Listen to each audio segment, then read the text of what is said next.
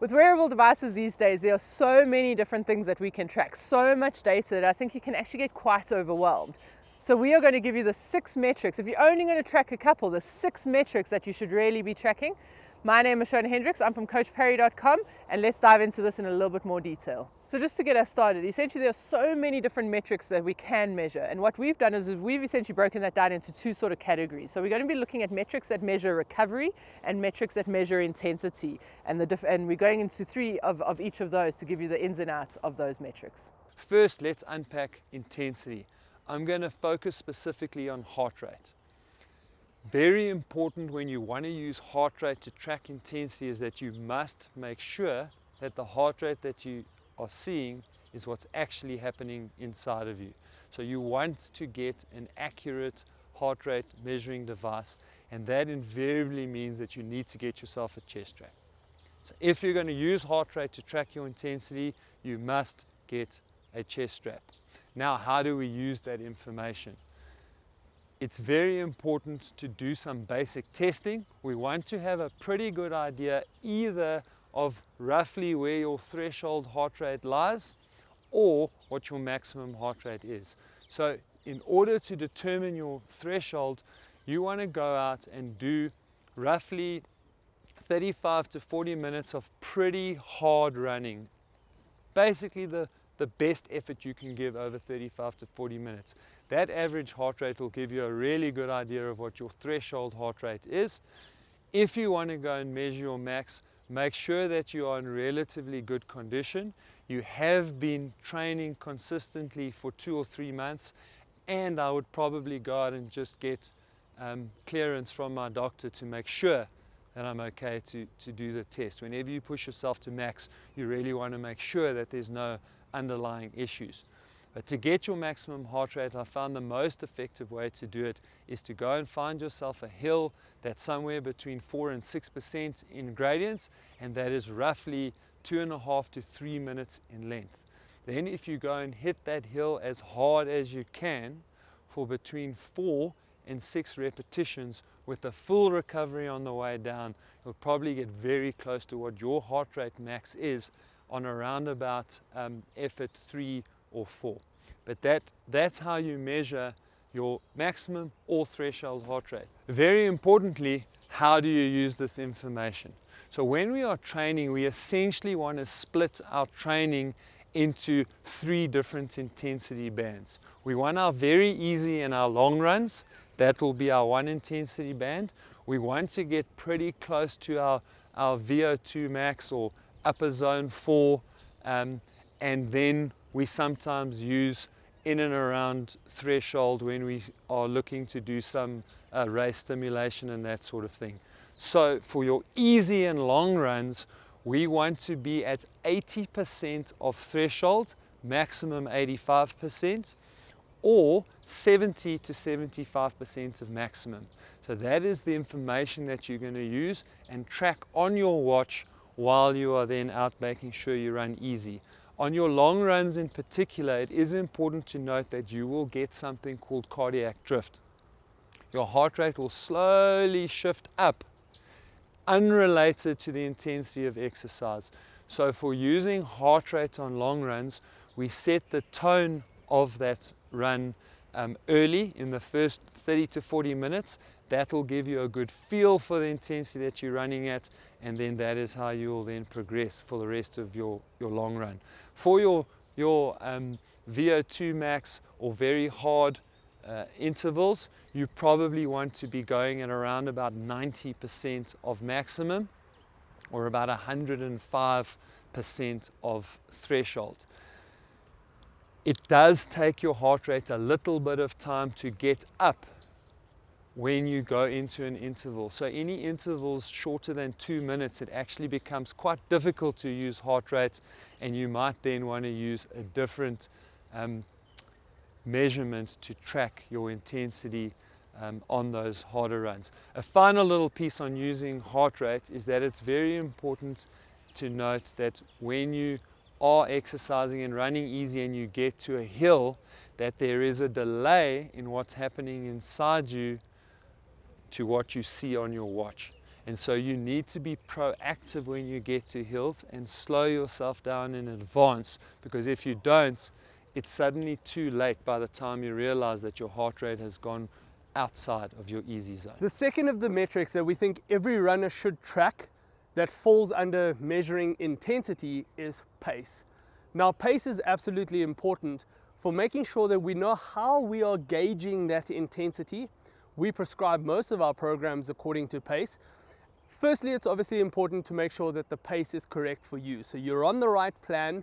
The paces for your easy runs, for example, are correct for you particularly. And then running those easy runs at the correct pace, making sure that it is easy enough, making sure that we are keeping ourselves nice and fresh for later in the week where you might have an intensity run or an interval type of run that allows you to run at the correct paces for that particular run. If we are running our easy runs too hard, so faster than the paces that are required, it means that we might not be able to run those interval sessions at the pace required because we're a little bit too fatigued. In pace, when we do prescribe pace, and especially for those easy and long runs, we talk about a pace range. Now, physiologically, if we talk about an aerobic or a zone 2 pace range, for example, if you're working towards the faster end of that pace range, or you are working towards the slower end of that pace range, your physiological or aerobic adaptation is exactly the same at both ends of that particular pace range. However, at the faster end of that pace range, there's more cost on the body, so more energy demand, more eccentric loading, so the recovery time becomes a little bit shorter at the faster end of that pace range versus running at the slower end of the same pace range. Physiologically, same benefit, but less cost on the body, which means your recovery is quicker. It means the quality sessions or those interval sessions later in the week become a lot better and done properly. So the pace is absolutely important. When I talk about pace, though, one thing just to keep in mind is we obviously prescribe according to relatively flat tar asphalt type surfaces. It's almost impossible to prescribe a training plan for every terrain that is out there. But naturally, the terrain is going to also determine what paces you're running at. For example, if you're running up a hill, we don't expect you to run at the prescribed pace running up a hill, especially on an easy run, because as you can imagine, it's not going to be easy anymore trying to stick to that particular pace. And that will work the flip side to it. When you're running down the hill on the other side, you probably could actually run a little bit faster than the prescribed pace. And this is where we would then need to really fall back on feel and how easy it feels. With that, I'm going to hand over to Shona to talk about feel and perceived effort in a little bit more depth. The third of the intensity metrics is RPE. RPE stands for rate of perceived exertion, and so that is essentially exactly what that says. Rating how much you are exerting in that session. So that is a subjective feel of what you are feeling in that session. It is such a powerful metric to use because exactly that is it's quite direct to what you're feeling, and very often, or not very often, all the time we want our easy and our long runs to feel easy. So we can use a measure of how you're feeling or how much you're exerting yourself in that session. So there's a number of different scales that sort of represents RPE. One of the ones that we like to use here at Coach Parry is just a general 1 to 10 scale. So 1 being that you can do that exercise all day long, 10 being that you're feeling like you're wanting to die. So that's a sort of scale. And generally for your easy and your long runs, you want to feel somewhere between a 2 to a 4. And for your intensity runs, we don't want to feel that at a maximum. The intensity runs are never done at an absolute maximum. There we're wanting to feel somewhere between a 7 to a 9.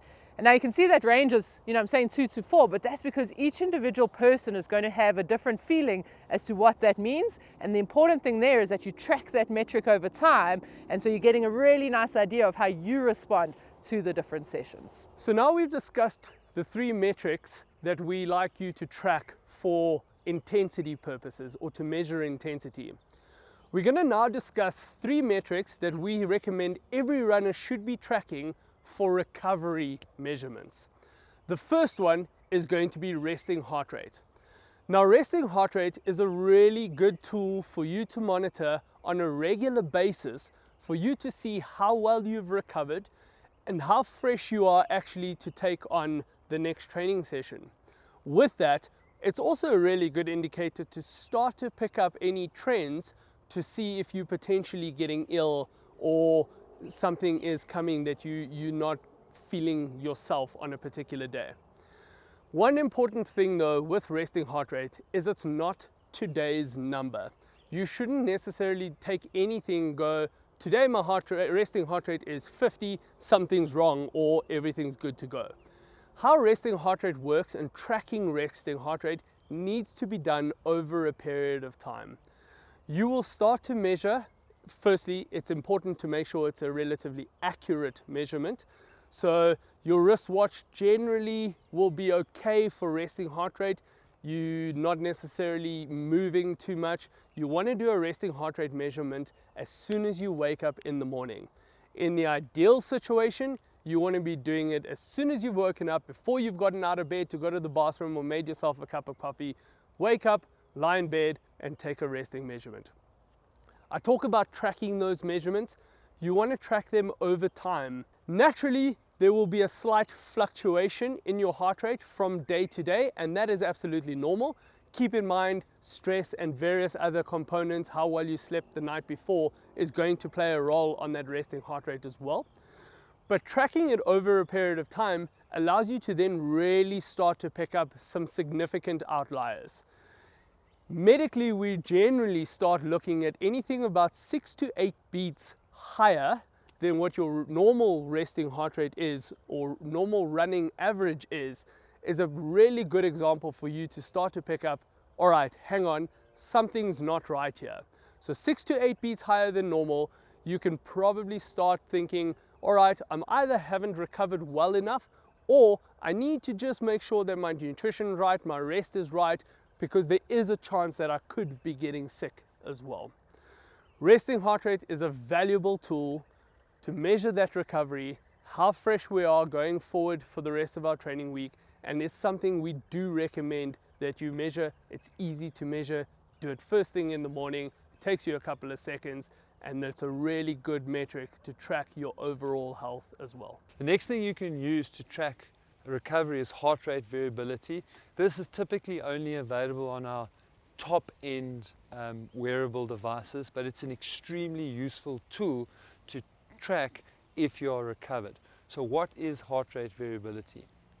Heart rate variability is calculated by tracking your beat-to-beat interval and tracking the electric impulses in your heart. Essentially, it's tracking the interplay between your sympathetic and your parasympathetic nervous system. So in other words, your excitatory and your inhibitory nervous systems. We need a high degree of interplay between the sympathetic and parasympathetic nervous system. So if there's a really high interplay, that tells us a system that is recovered well, everything's working as it should. When we have a situation where one of those nervous systems has a strong dominance over the other, that tells us that the system is under stress. So a low heart rate variability means that there's this tug of war as we swing around this medium, and your body is struggling to repair itself, cope, and build back up to its equilibrium. So low heart rate variabilities indicate that you are under stress and you need to modify your training. You should postpone any hard or high intensity workouts that you've got planned. You could probably do some lower intensity workouts, possibly even some non-impact stuff like cycling, swimming, or walking. And when you get back to a high heart rate variability where the system is back and nicely in equilibrium, that will tell you that you have recovered and you can get back to training hard. The third of the recovery metrics is sleep, right? And so really when it comes to recovery, the two main components are nutrition and sleep. And so if we can start monitoring our sleep, really making sure that we're sleeping well, sleeping enough, then you're going to get a good idea of how you are recovering. There's many studies that are out there to show that if you're getting less than 7 or 8 hours of sleep, you're at a higher risk of injury, you're at a much higher risk of getting some sort of infection. And so if we can start tracking our sleep hours, essentially, that's a first indicator that we might be able to check that we're recovering well enough. Of course, if you're getting 7 hours sleep and you're up all night and you're sort of tossing and turning and the quality thereof is not great, that's also going to be an indicator that you're not going to be recovering well enough. So if you're able to track metrics of your sleep duration and the quality of your sleep, that is going to be a useful metric to track.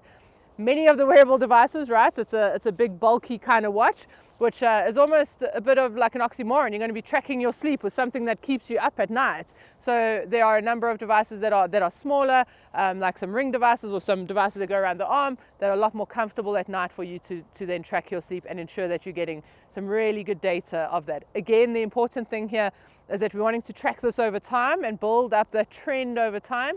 And you'll see straight away, if you're looking at looking back at your training and you see that, oh, I really didn't have a good training block there, and if you put that against your sleep, I can assure you that you're probably, one of the metrics that have gone wrong there is that you haven't slept well or slept for long enough. So we've simplified this all down into those 6 metrics. If there's 6 metrics that you are going to measure, these are the 6 important ones that we do recommend you keep track of. We know data can be overwhelming, and these 6 just really simplify it and are absolutely key.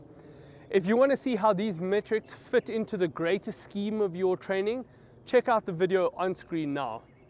Hopefully you got some value out of this video. Please hit the like button. As usual, subscribe to our channel, so make sure that you don't miss out on any of our future content.